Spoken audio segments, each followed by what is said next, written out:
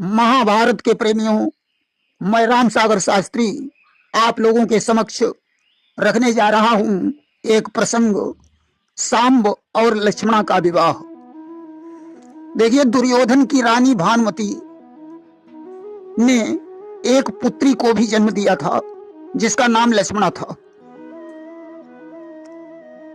कि लक्ष्मण था इसका पुत्र एक, पुत्री लक्ष्मणा कहती थी, जिसके उजले मुख की आभा बिजली का मान घटाती थी।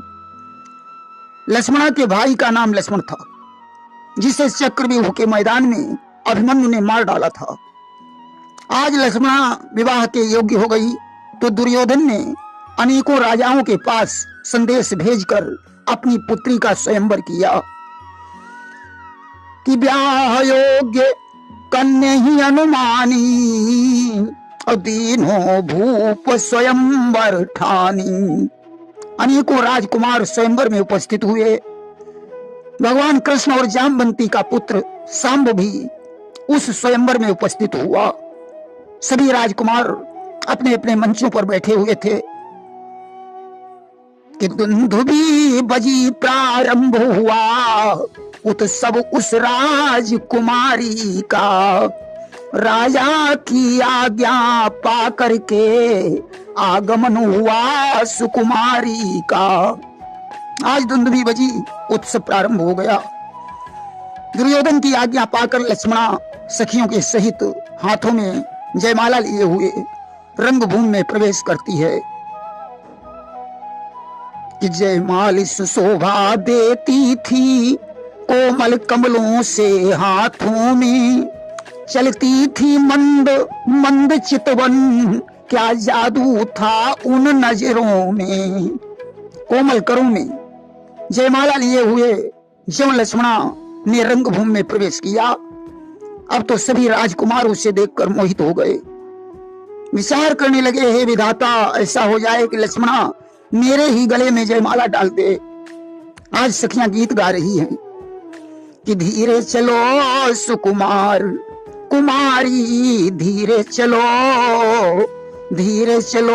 सुकुमार कुमारी, धीरे चलो। देश देश के भूप जुड़े हैं, अपने अपने भाव भरे हैं, छाई अजब बहार कुमारी, धीरे चलो सुकुमार कुमारी, धीरे चलो। लक्ष्मणा जयमाला लिए हुए सभी राजाओं के पास गई। जब वो सांब के पास पहुंची, सांब ने उसका हाथ पकड़ लिया, स्वयंवर से बाहर ले आया, रथ पर बैठा लिया और हस्तिनापुरी को प्रस्थान कर दिया। अब तो समस्त राजा यह देखकर क्रोधित हो गए। कारण विकर्ण, शल्य, भूरिश्रवा, यज्ञकेतु आदि राजाओं ने सेना एकत्रित करके सांब पर आक्रमण कर दिया।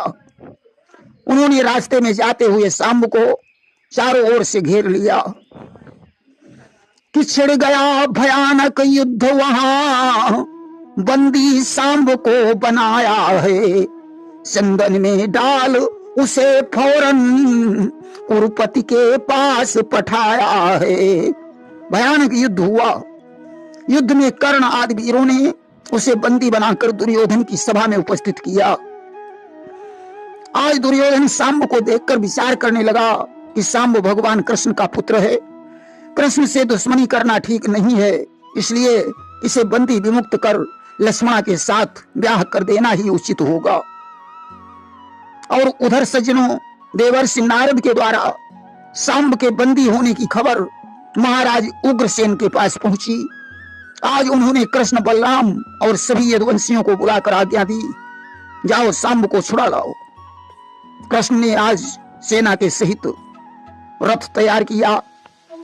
बलराम ने कहा, नहीं कृष्ण, तुम्हें वहां जाने की कोई जरूरत नहीं है, कौरव हमारे संबंधी हैं, मैं अकेले ही जाकर उन्हें समझा लूंगा और सांब को लेकर वापस आ जाऊंगा। कि बलराम ने हल मूसल लेकर हस्तिनापुरी प्रस्थान किया, निश्चय ही आज प्रलय होगा, भगवान कृष्ण ने जान लिया। बलराम ने आज हल और मुसल को उठाया और हस्तिनापुरी को चल पड़े। भगवान कृष्ण समझ गए आज दादा गुस्से में हैं, निश्चय ही प्रलय होने वाला है। अब तो ज्यों दुर्योधन को ज्ञात हुआ बलराम जी आए हैं, आज बलराम को प्रणाम करके कहने लगा, प्रभु आपके आने का क्या कारण है? बलराम ने कहा, दुर्योधन सांब को 6 महारथियों ने मिलकर बंदी बनाया है। यदि उससे कोई गलती भी हुई होती तो भी संबंधी होने के कारण उसे बंदी नहीं बनाना था, इसलिए उसे बंदी विमुक्त करके लक्ष्मण का विवाह उसके साथ कर दो, इसी में भलाई है। दुर्योधन क्रोधित होकर कहने लगा, बलराम जी उसने हमारी पुत्री का जबरदस्ती स्वयंवर से हरण किया है। यदि इस अपराध में हम लोग उसका वध भी कर देते तो भी अनुचित नहीं होता, परंतु नातेदारी के कारण हमने ऐसा नहीं किया। इस बात पर बलराम जी को क्रोध आ गया। उन्होंने कहा, दुर्योधन तुझे बहुत बड़ा अहंकार है, इसलिए मैं सारी हस्तिनापुरी को यमुना जी में डुबो दूंगा कि हल से कर्षण कर नगरी को यमुना में गिराने लगे। जभी वह क्रोध देख कर पूर्वासी मन में घबराने लगे सभी। आज बलराम जी हल से खींचकर हस्तिनापुरी को यमुना में डुबाने लगे। अब तो हस्तिनापुरी में हाहाकार मच गया कि हुए डुबाने के लिए ज्यों नगरी तैयार, कौरव मंडल में मचा सहसा हाहाकार। आज पितामह भीष्म, धृतराष्ट्र आदि बलराम के हाथ जोड़ने लगे, बोले, प्रभु दुर्योधन तो मूर्ख है, मूर्ख के पाप की सजा निर्दोष प्राणियों को क्यों दे रहे हो? उस समय दुर्योधन भी बलराम के चरणों पर गिर पड़ा कि माफी मांगी दुर्योधन ने, बोला प्रभु ही इंसाफ करें, मैं राजी से पुत्री दूंगा, गुरुवर सेवक को माफ करें। दुर्योधन ने कहा, गुरुजी मैं राजी से अपनी पुत्री का विवाह सांब के साथ कर दूंगा, आप मुझे क्षमा प्रदान करें।